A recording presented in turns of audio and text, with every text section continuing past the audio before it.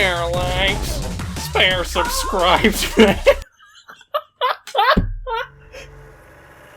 The ultimate snake I've been after since I got here. A zebra cobra. What's good, fellas? So the Monster Hunter Wilds beta is over, and oh man, I've spent just a little bit of time with it. Yeah, suffice to say, I'll probably carve through enough of the African savanna to qualify as an imperialist power. Real quick, here's a lightning round for all the Zoomers in the audience. Was the beta experience good? Yes. Are there problems? What is that? What the fuck is that? I don't know. You tell me. Does it play better than World? Hard yes. Oh my god. But we're getting ahead of ourselves. In this beta, there were 3 main components.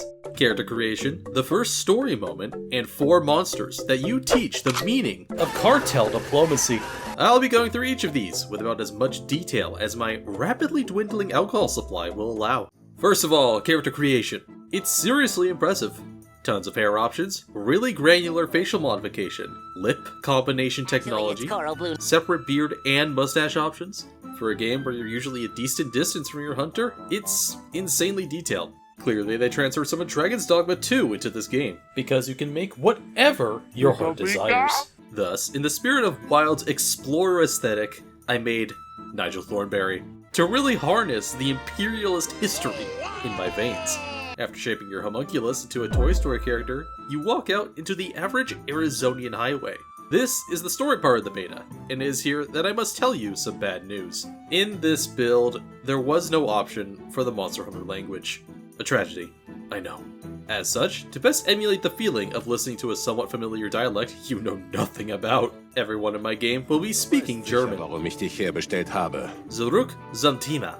After finding a lost child, the guild sends you as part of an expedition force to investigate the possible re-emergence of a long-extinct species, the White Wraith. Taking a moment to check that it's not a finished sniper, you accept this duty, only to be greeted by a wild horde of Badisha Residweigenwurm. A predatory species, they naturally hunt populations of fairy tale children who fail to eat their vegetables. One cinematic intro section later, you're let loose against the tutorial monster for this game, the Chotacabra. I'm gonna be real, fellas, he's kinda pathetic. Well, what the heck? Most attacks are slow, they barely do any damage, and the mildly threatening ones could be mistaken for glacial drift. And you know what? Good! This is the tutorial monster, and for a series newcomer, Chotacabra gives plenty of time to experiment and learn the ropes. It also helps that wounds open fairly easily, allowing people to experiment with the brake system. 10 out of 10, excellent opening act. After putting Kermit on a milk carton, you arrive at base camp. The beta ends here, roll credits. Nah, you ain't done. There's still 3 other monsters to deal with, but we'll get to them. This is beta part 3, the Wildspire Wastes. It's Windward Plains. Not Wildspire Wastes, it's Windward Plains. I say Wildspire Wastes like every freaking time. Oh my god. First off, world design. I'll admit, when I heard that Wilds was going open world, I was a bit skeptical. Even when Worldborn nervously shuffled toward that cursed pot of gold, they still maintained the room and hallway approach of the old gen's design. Take, for example, the Ancient Forest. Every open space is somewhat self-contained, with its own hazards and resources. However, they're all still connected by hallways in some form, pushing you towards the next room. Wilds, by contrast, has much more open spaces, with multiple zones often contained in a single room. Logically, you would conclude that chasing a fleeing monster across this world would be black site CBT levels of torture. And you would be correct, if the hallway wasn't following you around. The Sacred is a 4-part combination of a taxi service, supply box, weapon holster, and emergency Thanksgiving dinner. Calling him will cause an automatic pursuit of the monster, while giving you some downtime to prepare. Sharpen your weapons, grab potions, open the supply box, or even switch to the secondary weapon. None of them will quench the Sacred's relentless thirst for blood. It's a really ingenious system. Being able to prepare on the move gives you something to think about during chases, and amplifies that rush of dopamine we get from pursuing homeless men in Central Park. Come back, Raydal, I sharpened my dinner knife just for you. Honestly, I can't really think of any other major criticisms for the Wildspire Wastes. It genuinely is just a... Yeah, here's the kicker. The transitions between the 2 states of the world is way too abrupt. Like, actually happens within a second abrupt. Capcom, what are we doing here? If I wanted to be jump scared by sand, I'd be playing 1001 Arabian Nights at Freddy's instead.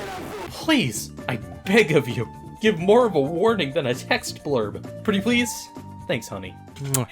Moving on, graphics and art direction. Based on the AI-enhanced upscaling in my brain, I'd say on max settings it would look pretty good. Even at 1080p with the alpha-ass implementation of DLSS, the world and base camp have a really nice, scrappy safari aesthetic to them. What's more, there's a variety too. Just in this one area we've got rocky caves, dunes, the wide open savanna, and the local power grid. And your equipment is just delicioso, much like the food. They never miss with the... I'm sorry, did you just put honey on cabbage? Why are you eating that? Stop it! Unfortunately, I can't speak to the full extent of its beauty because it runs like it's mining crypto on the side. Now, when talking about performance, it's important to remember that open betas like these often run on builds that are months old. What we're playing is probably dated enough to be called retro. Thus, judging the final product's performance from an open beta is a fool's errand, as there's been a significant amount of time for them to optimize and refine. However, from what I've played... Christ, man, you're planning on putting Denuvo in this? I'll admit, as a gaming laptop enthusiast, I don't exactly have top-of-the-line hardware, but requiring me to knock down my settings and enable frame generation to even get a stable 60 is concerning. I sincerely hope they're optimizing heavily, because otherwise I may as well be sculpting the frames on screen like Michelangelo. Sound design! This is not my area of expertise, but even I can tell they knocked it out of the bloody park. Right past the flagpole, that's my roof, baby! The greatsword sounds like it's cleaving atoms in half with every true charge slash. The heavy bowgun will give your grandpa flashbacks to a summer beach party in France. The UI's clicking and clacking is the most clickety-clack it's ever been. And the monsters, man, oh my god! Ray Down sounds like a zombie being electrocuted with submarine wire. It's perfect! Okay, let's calm down. Surely the music can't top this. You'd be damn right, actually. Don't get me wrong, it's not bad by any metric. Base camp sounds relaxing, as it should.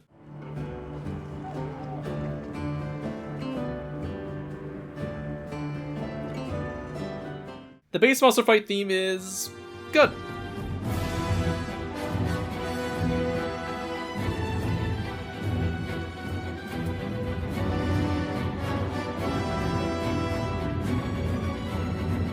Not really my cup of tea, but I know someone in Britain will drink it. There's one big standout, and of course, it's my boy Ray Dow coming in with another swisher! Take a listen.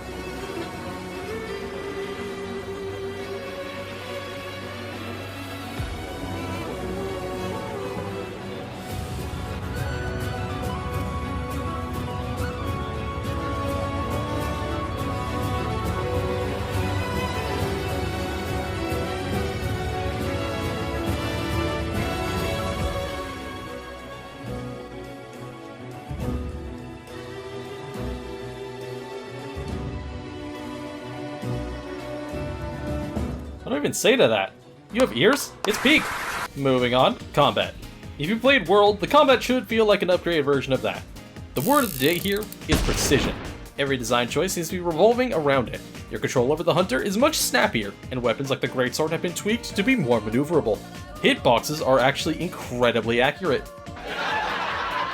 No, don't laugh. I'm being serious. You can avoid a swipe by the very sweat on your brow. It's incredible. But this doesn't come free. As a hunter, you need to channel your inner Simohauha as well. The wound system is crucial to your success, and requires careful aiming and targeting of specific limbs. Hit a part enough, a wound opens up. Hit it for more extra damage, or break it early with a focus strike for a staggering blow. That seems easy, you might say. I say, try to hit a Doshaguma's leg wound with a bleeding pod, and then we'll talk. Additionally, if my beloved Ray Dow is any indication, monsters will have cooldown periods after big attacks where you can focus strike a body part for a guaranteed knockdown. It's a wonderful addition, and gives more depth to every mechanic that surrounds it. Do you target a specific wound and try to break it, or open more across the body and break multiple? Do you mount to try for a simple knockdown, or open as many wounds as possible on the back before the finisher? Should I break this wound myself, or tell the Dual Blades user to let it rip and break every wound at once? Because yes, different weapons have different properties on their focus strikes. But I'm not done yet! Weapons also have new mechanics based around predicting the monster. Offsets, clashes, and perfect defense. Offsets are parries. Time it well and the monster will be knocked over, allowing for a follow-up. Clashes are activated with a perfect guard, and involve some good old 1950s loving on the attack button. Spam hard enough, and you'll topple the beast with a knockdown. Any weapon that can guard has a perfect guard, and for the weapons who don't, they have perfect dodge. That's right. Look at me, now look at your screen. You're now Bayonetta, if witches had an interest in unconventional wildlife conservatism. Weapons like dual blades will be buffed on a perfect dodge, so it's always worth trying for. Overall, the combat experience is exceptional. Kudos to the team, they really made a system that feels like the natural evolution of both World and Rise. I do have one main criticism though. Calling the Sacred when knocked over. It's way too good. You've probably noticed by now, but every time I get knocked over, my finger reflexively guns for the mount button. That's because calling the Sacred is, without fail, faster than waiting, better than dodging, and a better place to heal and sharpen, because you're basically sprinting while doing it. Okay, that's cool. What are the downsides? Yeah, it's a cool system, but there needs to be a limit during combat. Maybe a short cooldown or something, similar to the wire bugs. Because as it is currently, picking between a normal wake up or the Sacred is like going to the supermarket and choosing between oat milk for $3.99 and the ambrosia of the gods for free. But of course, there is more to the fights. Like a marine dropping his crayons in the shower soon finds out, it does take two to tango. So how do the monsters fight? To answer this and connect more with the interactive pad generation, I'll be putting them on a tier list. Let's get to it. Chotacabra, C tier. Good at his tutorial duties, but not much else. See section 2 of the beta, or in chapter 5 of the Anarchist Cookbook for details. Balahara, D tier. Has one really interesting attack that is negated by a slinger pod you pick up on the way. Otherwise, he's winding up strikes like you're a carnival punching bag, and generally not doing much. Kinda disappointing, especially for the third monster of the beta. Doshaguma, A tier. Very solid, and decently challenging.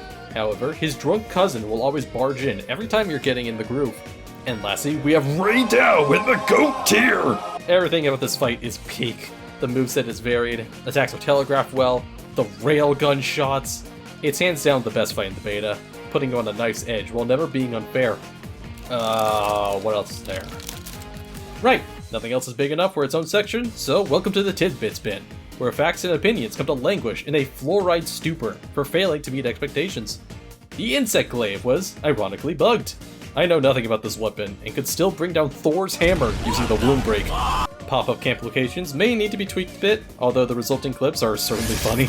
The number of environmental hazards should probably be lowered a tad, because this clip alone lets you show Raydao life in a modern Chinese skyscraper. And yep, that's it. If the rest of the game maintains at least this level of quality, safe to say, it'll be an excellent Monhun. Just tweak the optimization a bit, yeah?